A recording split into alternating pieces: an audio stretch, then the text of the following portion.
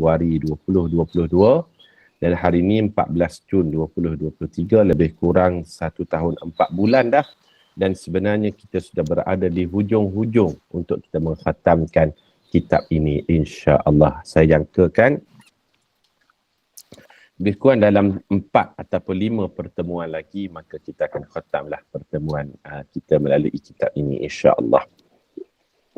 Jadi pertemuan yang ke-37 pada pagi ini saya jemput kepada para jamaah sekalian, bolehlah buka pada muka surat 139 pada cabang iman yang ke-69 dalam kitab kita. Cabang iman yang ke-69 iaitu salah satu daripada tanda iman yang sempurna, iman yang baik, tidak menghebohkan keburukan orang yang melakukan dosa. Tidak menghebohkan keburukan, keaiban orang yang melakukan dosa. Kalaulah menghebohkan keburukan orang yang melakukan dosa pun dilarang, apatah lagi menghebohkan keburukan orang-orang yang soleh, kebaikan, keaiban orang-orang yang soleh yang pernah kita lihat ataupun pernah kita dengar. Itu lagilah dilarang. Dan kalau para jemaah tengok kitab kita ni, dibawakan satu dalil Al-Quran dan satu dalil daripada hadis Nabi sallallahu alaihi wasallam. Kita baca dulu dalil yang pertama. Firman Allah Ta'ala, a'udzu billahi minasyaitonir rajim. Innal ladzina yuhibbuna an tashi'al fahishatu fil ladzina amanu lahum 'adzabun alimun fid dunya wal akhirah. Surah An-Nur ayat yang ke-19. Maksudnya, sesungguhnya orang yang suka mengheboh tuduhan yang buruk di kalangan orang yang beriman, bagi mereka azab yang tidak terperi sakitnya di dunia dan di akhirat. Para jemaah sekalian, ada dosa yang Allah tangguhkan. Kalau boleh kita offkan mikrofon bagi yang belum offkan mikrofon tu. Ada yang belum offkan mic, mohon jasa baik offkan mikrofon. Balik pada cerita kita, dalam surah An-Nur ayat yang ke-19 tadi, Allah Subhanahu wa taala berfirman, sesungguhnya orang yang suka mengheboh tuduhan yang buruk dalam kalangan orang beriman, bagi mereka azab yang tidak terperi sakitnya di dunia dan di akhirat. Apa maksud ayat ini? Yang pertama, dosa menghebohkan aib orang lain itu ia termasuk daripada dosa besar. Termasuk daripada dosa besar. Dan ada sesetengah dosa yang Allah tangguhkan hukumannya hanya di hari akhirat. Tetapi salah satu dosa yang Allah segerakan hukumannya di dunia lagi, dosa itu adalah dosa menjaja, membuka, menghebohkan keaiban orang lain. Orang yang mendedahkan aib orang di dunia, dia akan dilondehkan keaibannya di dunia dan di hari akhirat. Maka berhati-hatilah. Kadang-kadang terdedah keaiban orang lain ni bukan dengan mulut sekarang ni, tetapi dengan jari jemari. Dia nak bergosip, dia nak bercerita, dia nak membawang contohnya, tanpa dia sedar dia telah melukakan maruah ataupun air muka orang lain. Maka bagi mereka yang memulakan membuka ruang fitnah terhadap orang lain, dia seperti menempah dirinya untuk menerima azab di dunia lagi. Sebab Allah akan menyegerakan azab, aib, keburukan terhadap orang yang memulakan mengaibkan orang lain. Ini kalau banyak, biasanya dosa ni Allah Ta'ala tangguh. Di hari akhirat baru dia akan dapat. Tapi dosa menghebohkan aib orang disegerakan di dunia. Jadi mungkinlah kita akan tanya, kalau macam tu Ustaz, tak bolehlah kita nak ceritakan buruk orang. Dalam Islam ni tak bolehlah kita nak hebohkan aib orang. Tak bolehlah kita nak bagi tahu kesalahan orang. Boleh menghebohkan keaiban orang pada 3 keadaan sahaja. Ini kita catat dalam nota kita. Boleh menyebut keburukan orang lain pada 3 keadaan sahaja. Pada 3 keadaan sahaja. Keadaan yang pertama, boleh menceritakan keaiban orang lain fi mahkamah, ketika berada di mahkamah. Ini boleh.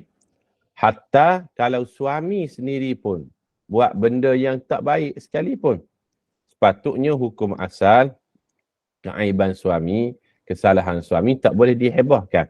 Tapi ketika berada di mahkamah, bila ditanya oleh hakim, bagaimana dengan suamimu? Adakah dia menunaikan nafkah? Dia menunaikan amanah? Dia menunaikan tanggungjawab? Adakah dia suami yang baik? Maka si isteri ini boleh menceritakan keburukan, keaiban, kesalahan suaminya di mahkamah di hadapan hakim tadi. Oh, suami saya suami yang jahat. Dia tak menunaikan amanah. Dia tidak memberi nafkah. Dia buat zalim pada saya. Dia panas barang. Dia pukul saya. Boleh tak waktu tu? Boleh dalam Islam. Dengan syarat ketika berada di mahkamah.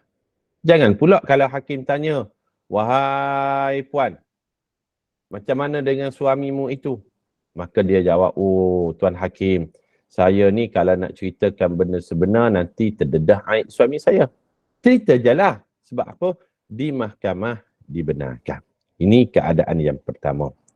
Jelas para jemaah sekalian? Yang kedua, keadaan manakah boleh kita membuka cerita tentang keburukan dan keaiban orang lain? Yang keduanya, lil fatwa, untuk mendapatkan fatwa ataupun hukum. Kepada pihak yang berautoriti lah. Kepada pihak majlis agama, kepada jabatan-jabatan tertentu, jabatan kehakiman, jabatan agama, kepada mufti, kepada ustaz yang ada autoritinya, kepada imam, untuk mendapatkan hukum dan menyelesaikan permasalahan. Walaupun melibatkan keburukan dan keaiban orang lain, maka boleh diceritakan. Boleh diceritakan. Sebab apa? Lil fatwa, untuk mendapatkan fatwa ataupun hukum. Ini keadaan yang kedua. Manakala keadaan yang ketiga dalam Islam, boleh kita menyebut keaiban orang lain. Pada keadaan yang ketiga, keadaan ketiga ni dia lebih luas lah. Dia lebih luas, iaitu li'ibtalil batil, untuk menghilangkan kebatilan, menolak mudarat dan mendapatkan manfaat. Ini boleh. Tujuannya menolak mudarat. Awak jangan rapat-rapat dengan dia tu. Sebab apa? Saya dengar dia tu adalah penagih. Contoh, ada orang nak meminang anak kita kan.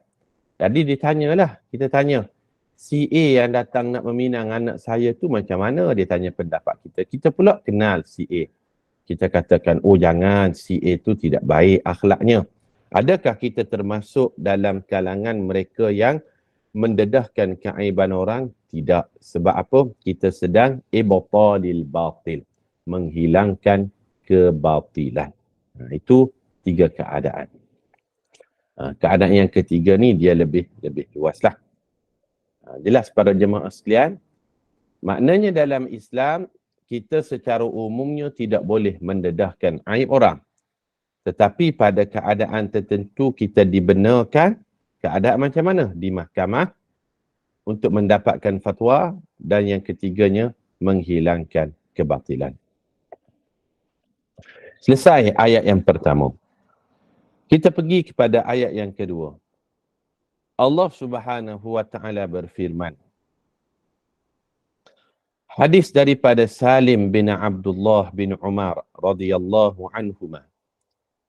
Dalam As-Sahihain daripada bapanya, Rasulullah sallallahu alaihi wasallam bersabda, Al-muslimu akhul muslim la yadhlimuhu wa la yuslimuhu wa man kana fi hajati akhihi kana Allahu fi hajatihi wa man farraja an mu'minin qurbatan farrajallahu anhu biha qurbatan fi qurabi yaumil qiyamah wa man satara musliman satarahu Allahu yaumal qiyamah.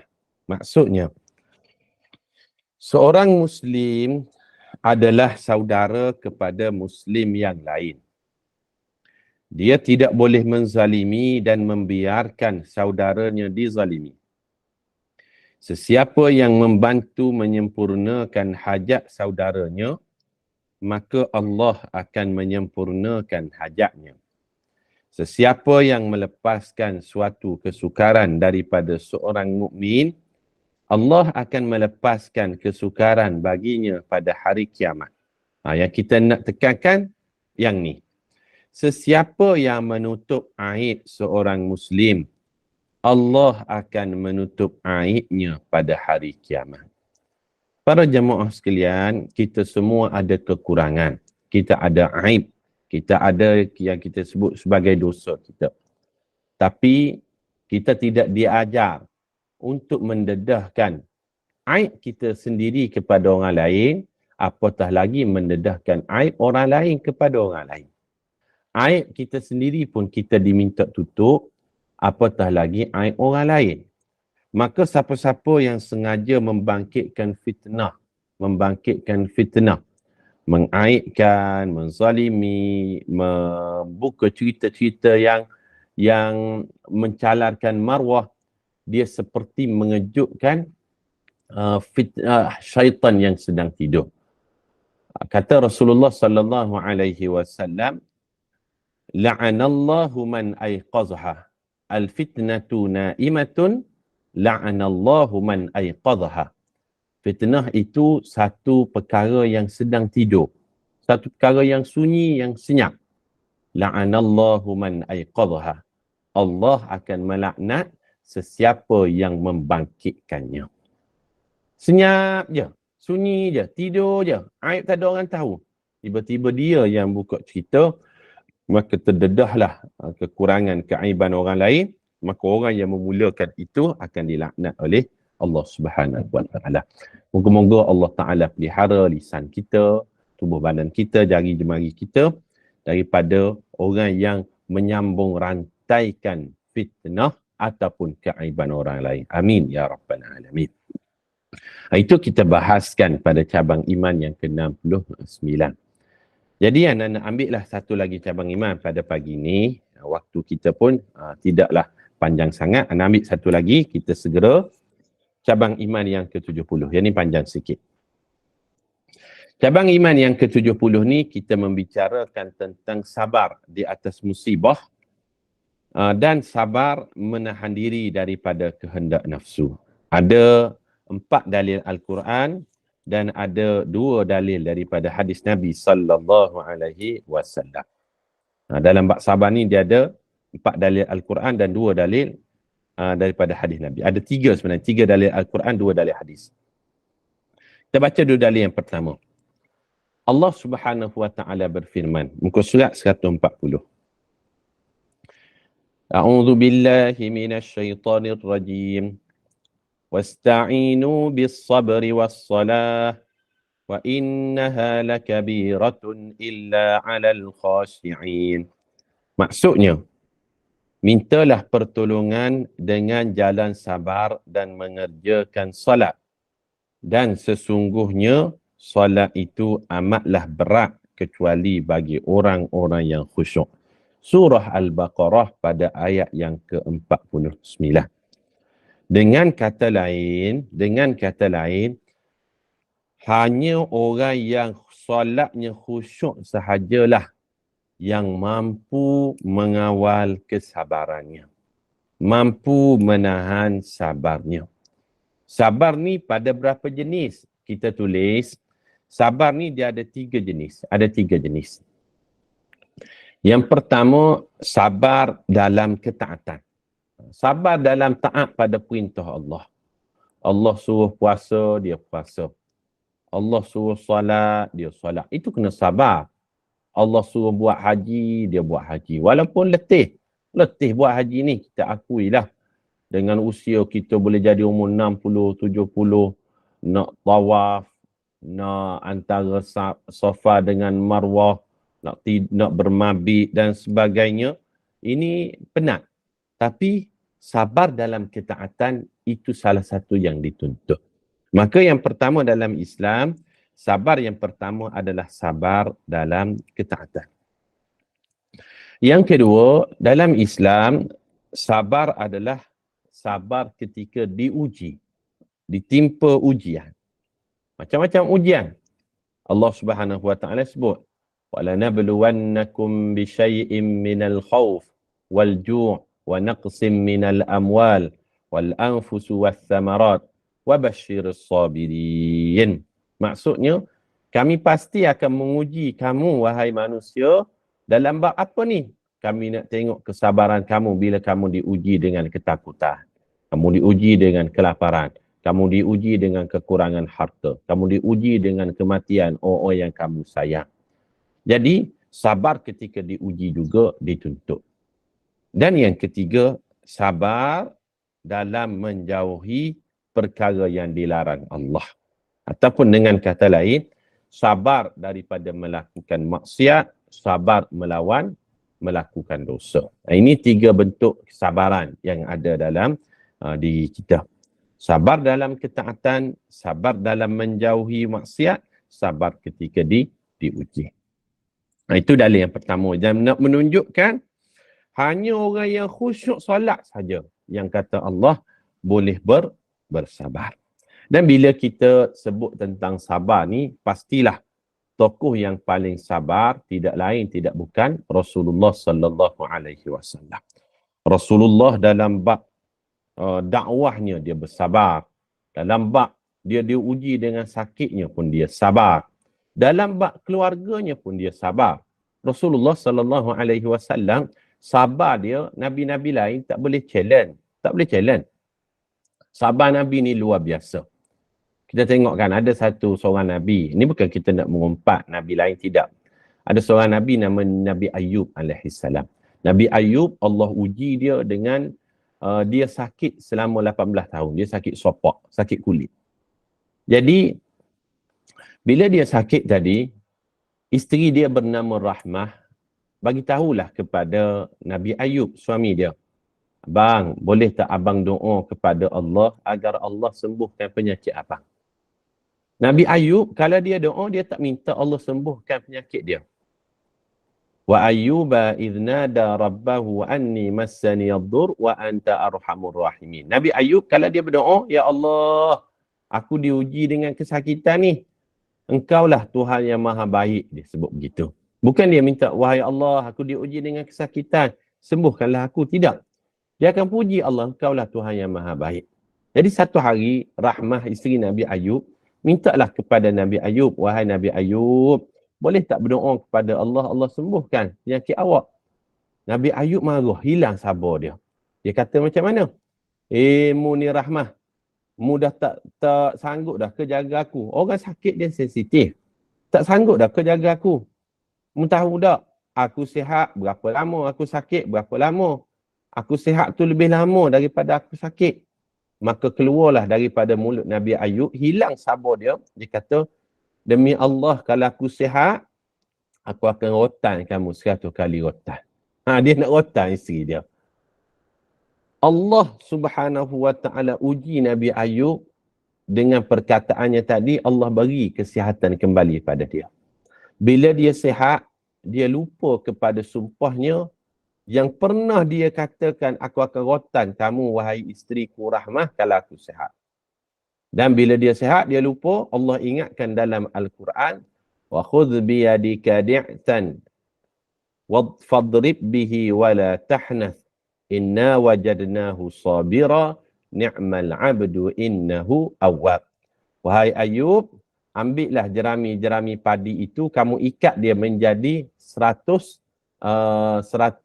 jerami itu, ikat dia pada satu, fadrib bihi, maka kamu sebablah isterimu, rotanlah isterimu, wala tahnas, Jangan kamu pandai-pandai bersumpah atas nama Allah. Jangan kamu gunakan nama Allah dengan sumpah kamu tu. Kamu sumpah atas nama Allah tapi kamu tak buat. Maka Allah sebut, ni'mal abdu innahu awwab. Sesungguhnya sebaik-baik hamba yang kembali kepada Allah. Tuan-tuan, nak ceritanya sabarnya Nabi Muhammad sallallahu alaihi wasallam. Dia satu masa sehingga ada kumpulkan seramai 9 orang isteri. Pernah tak Rasulullah sallallahu alaihi wasallam nak dengar, kita dengar dia nak rotan isteri-isteri dia yang 9 orang tu? Tak pernah. Tak pernah. Walaupun macam-macam kerenah yang berlaku. Maknanya Nabi kita ni manusia yang paling sabar. Banyak hari takkan semulia hari Jumaat. Banyak Nabi pastinya takkan semulia Nabi Muhammad sallallahu alaihi wasallam. Itulah Nabi kita manusia yang paling sabar. Kemudian secara ringkas saja kita hurai dalil yang kedua. Firman Allah Ta'ala, a'udzubillahi minasyaitanir rajim. وَبَشِّرِ الصَّابِرِينَ الَّذِينَ إِذَا أَصَابَتْهُمْ مُصِيبَةٌ قَالُوا إِنَّا لِلَّهِ وَإِنَّا إِلَيْهِ رَاجِعُونَ أُولَئِكَ عَلَيْهِمْ صَلَوَاتٌ مِّن رَّبِّهِمْ وَرَحْمَةٌ وَأُولَئِكَ هُمُ الْمُهْتَدُونَ.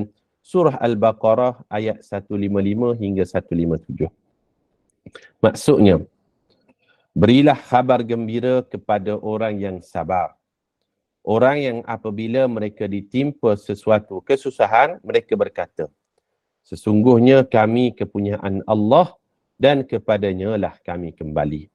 Mereka itulah orang yang dilimpahi dengan kebaikan dari Allah serta nikmatnya.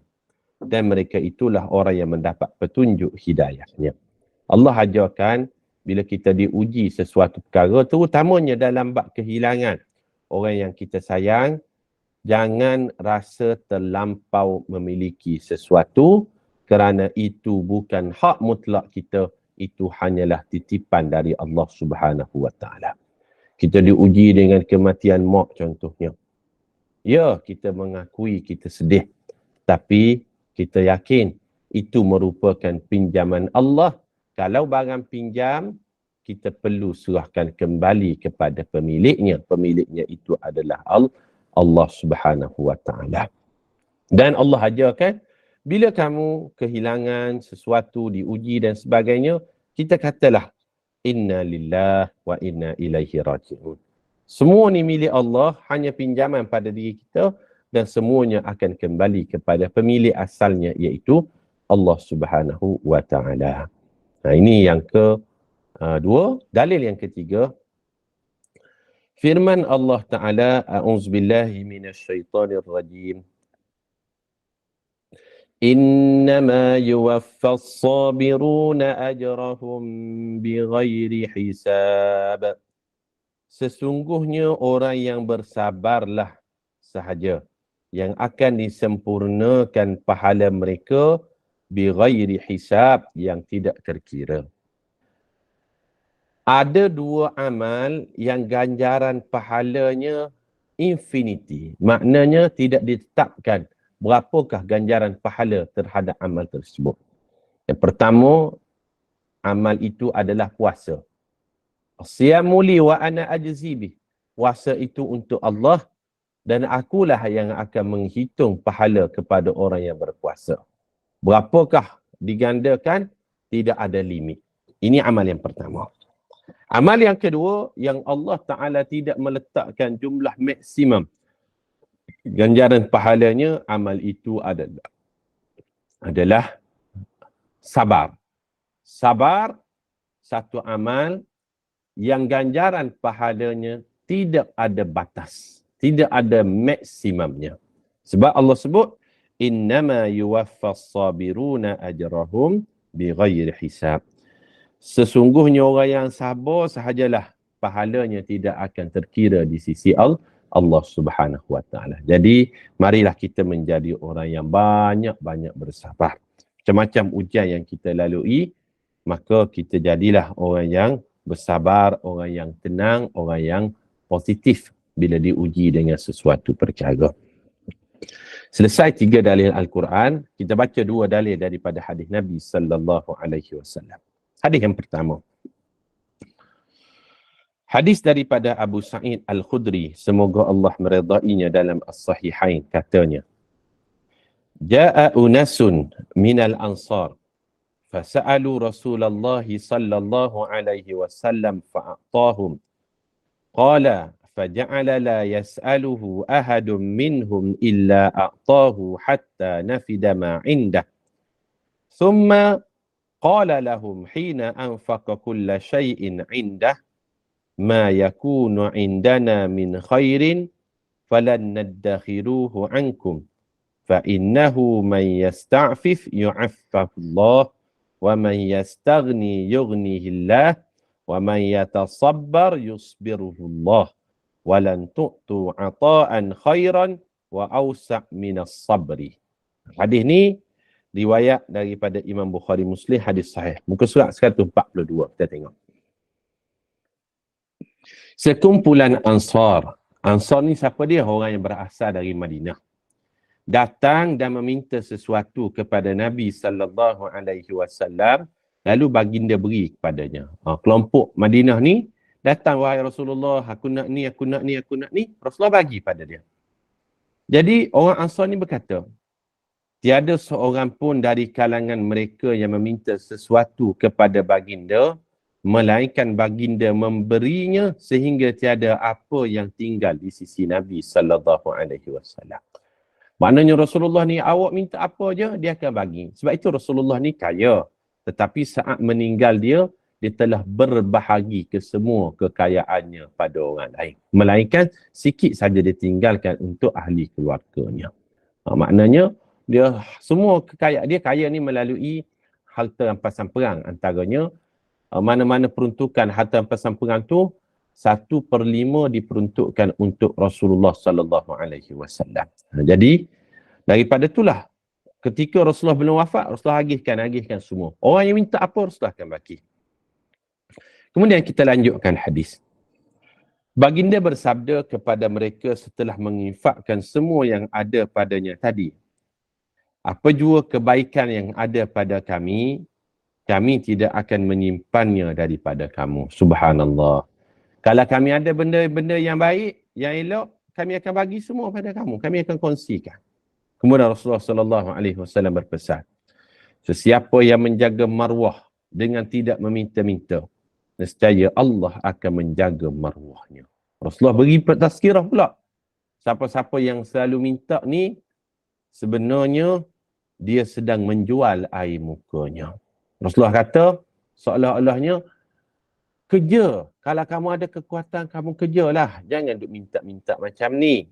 Nanti kamu akan jadi orang yang menjual maruah kamu. Menjual maruah kamu. Nescaya Allah akan menjaganya. Siapa yang tidak meminta-minta, dia akan terpelihara maruah. Allah akan jaga maruah kamu.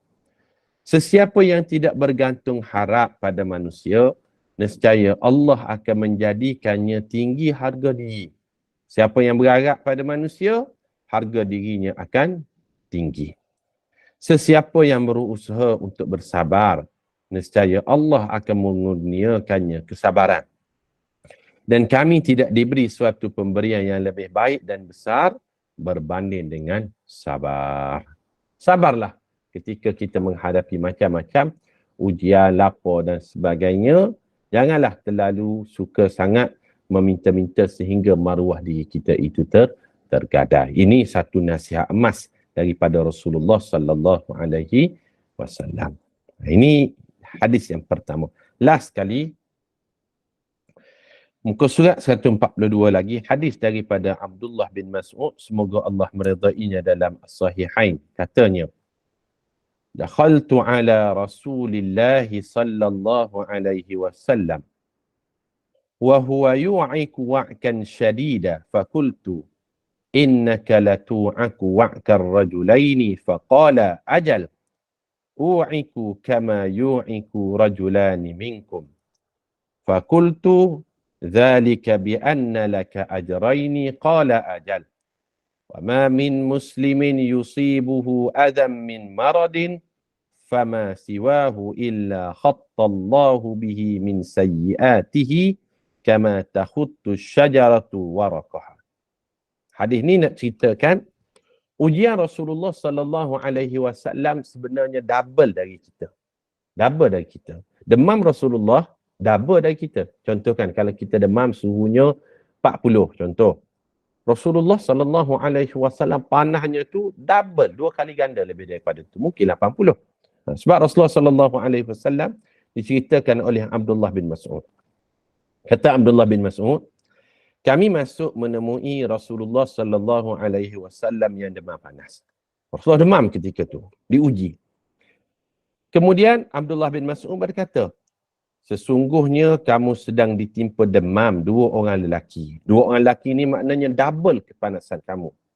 Baginda berjawab, ya, aku ditimpa demam 2 orang lelaki dalam kalangan kamu. Betul lah tu. Panah aku ni double berbanding dengan demam orang lain.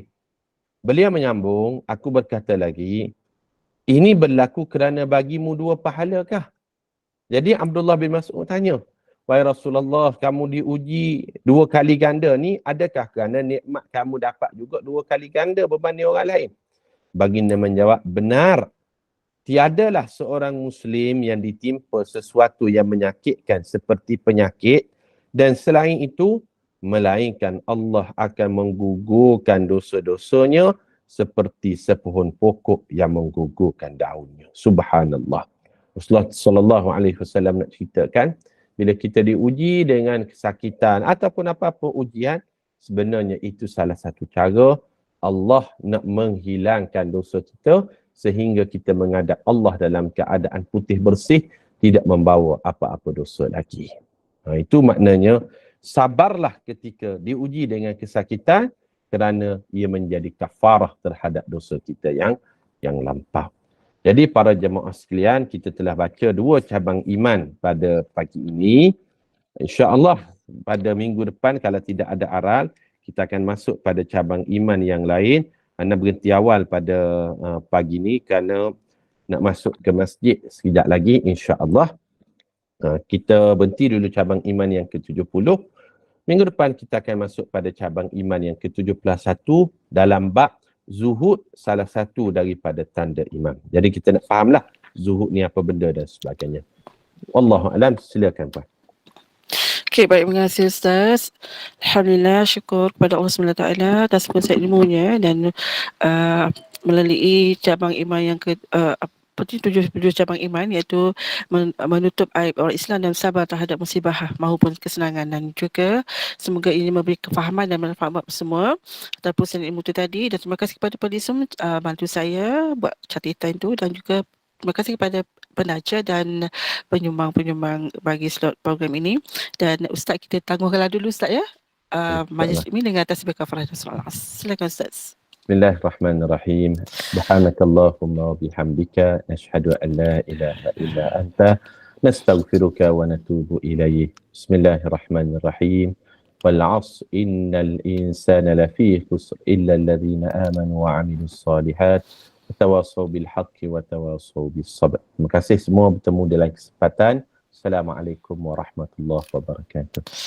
Waalaikumsalam warahmatullahi wabarakatuh.